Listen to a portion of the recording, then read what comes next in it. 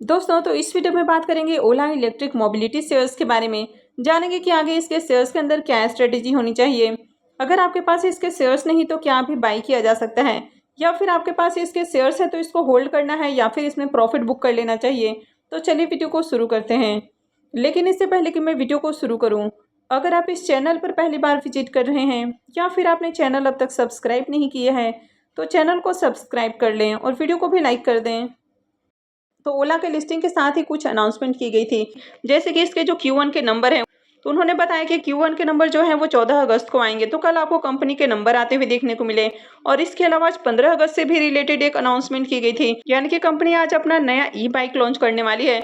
तो आज कंपनी ने अपना ई बाइक लॉन्च किया है। तो चलिए सबसे पहले एक बार हम इसके रिजल्ट को देख लेते हैं कि कंपनी ने किस तरह का रिजल्ट पेश किया है। तो कल के दिन कंपनी ने अपने जो Q1 के नंबर हैं वो पेश किए। तो सबसे पहले अगर कंपनी के लॉस के बारे में बात करें, वैसे तो ज़्यादातर कंपनियों में प्रॉफिट के बारे में बात की जाती है, लेकिन ये कंपनी अब तक प्रॉफिटेबल नहीं है, कंपनी लॉस में ही देखने को मिल रही है। तो चलिए इसके कंसोलिडेट लॉस की बात करें, तो पिछले साल अप्रैल जून में इसका जो लॉस है वो 347 करोड़ देखने को मिला। वहीं पर इस साल कंपनी ने इसी क्वार्टर में, यानी कि जून क्वार्टर में इसके जो नंबर आए हैं, इसमें कंपनी ने 267 करोड़ का लॉस बुक किया है। यानी कि पिछले साल के मुकाबले देखें तो इसके लॉस आपको घटते हुए देखने को मिले हैं। अब कंपनी अगर अपने लॉस को भी धीरे धीरे कम करती है तो प्रॉफिटेबल हो सकती है।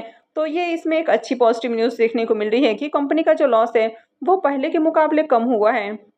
और पिछले साल के और इसके इस साल के सेम क्वार्टर के अगर रेवेन्यू को भी देखें, तो पिछले साल इसका रेवेन्यू जहां 1243 करोड़ था, वो अभी देखें तो बढ़कर 1644 करोड़ हो गया है। यानी कि कंपनी के रेवेन्यू के अंदर आपको ग्रोथ देखने को मिली है और कंपनी का जो लॉस है वो पहले से कम हुआ है। तो दोनों ही आपको प्लस पॉइंट देखने को मिला।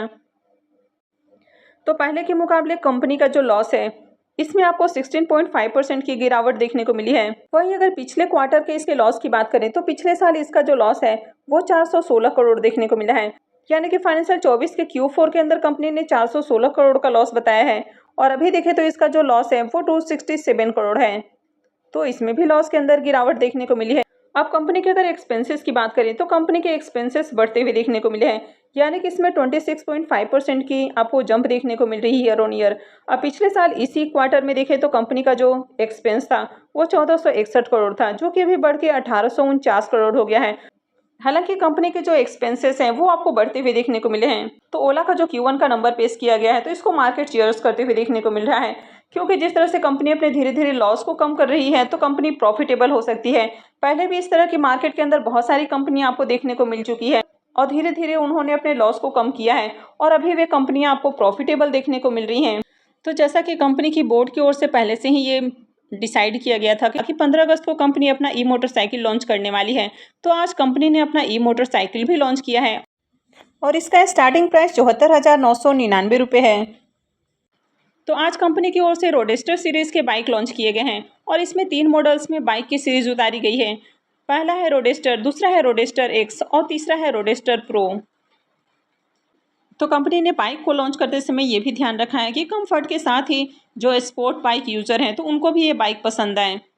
तो कंपनी ने कंफर्ट के साथ ही डिज़ाइन का भी ध्यान रखा है, ताकि ये जो डिज़ाइन है वो यूथ को पसंद आए, और जो स्पोर्ट्स बाइक यूज़र हैं तो उनको भी ये बाइक पसंद आए।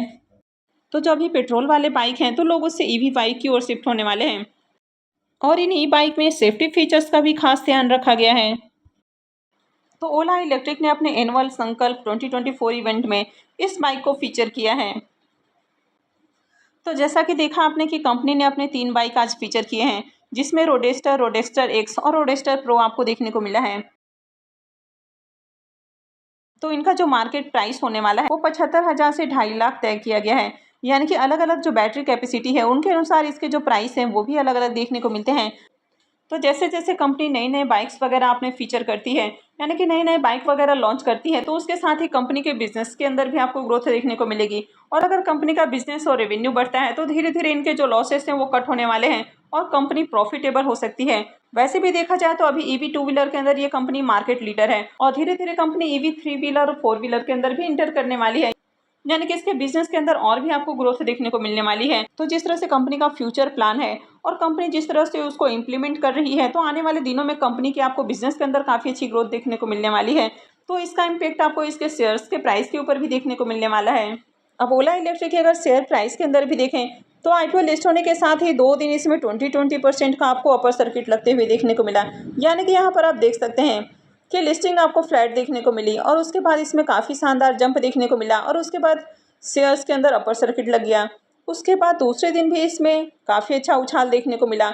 एक तो गैप अप ओपन हुआ और उसके बाद इसमें अपर सर्किट लग गया।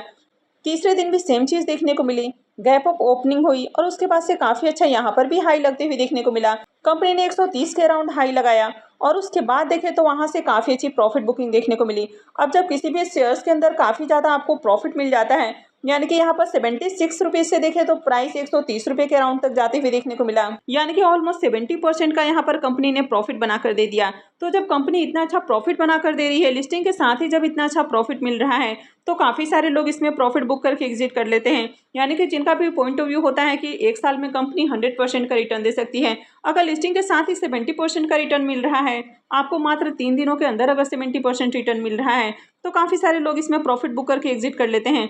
तो यहाँ पर भी सेम चीज़ें देखने को मिली और बहुत सारे लोगों ने इसमें प्रॉफिट बुक किया है। यानी कि बड़े लोगों ने प्रॉफिट बुक किया है, तभी जाकर आपको प्राइस के अंदर इतनी बड़ी गिरावट देखने को मिली है। और उसके बाद से देखें तो इसमें लगातार आपको फॉल देखने को मिला और प्राइस 100 रुपीज़ के अराउंड लो बनाते हुए देखने को मिला है। लेकिन जैसे ही प्राइस 100 रुपीज़ के अराउंड आया, फिर वहाँ से आपको एक जंप देखने को मिली है। यानी कि यहाँ पर आपको एक 100 के अराउंड सपोर्ट देखने को मिल रहा है।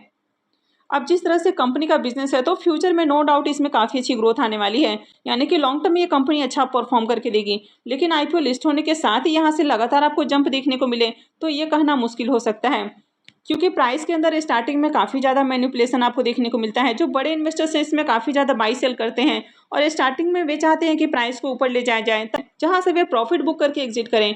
वैसे यहाँ पर देखने को मिल चुका है कि 129 रुपये से ऊपर जैसे ही इसका प्राइस गया, तो वहाँ से काफ़ी अच्छी प्रॉफिट बुकिंग भी देखने को मिली है।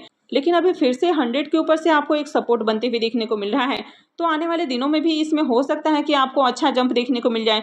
लेकिन अभी फिलहाल जिस तरह से यहाँ पर आपको ट्रेडिंग देखने को मिल रहा है, तो फिलहाल यहाँ पर किसी भी तरह का बाई रिकमेंडेशन नहीं है, क्योंकि अभी भी देखें तो 111 रुपये के ऊपर इसके शेयर्स आपको ट्रेड करते हुए देखने को मिल रहे हैं और लिस्टिंग प्राइस 76 है। यानी कि अभी भी 45% से एबव इसके जो प्रॉफिट है वो आपको देखने को मिल रहे हैं।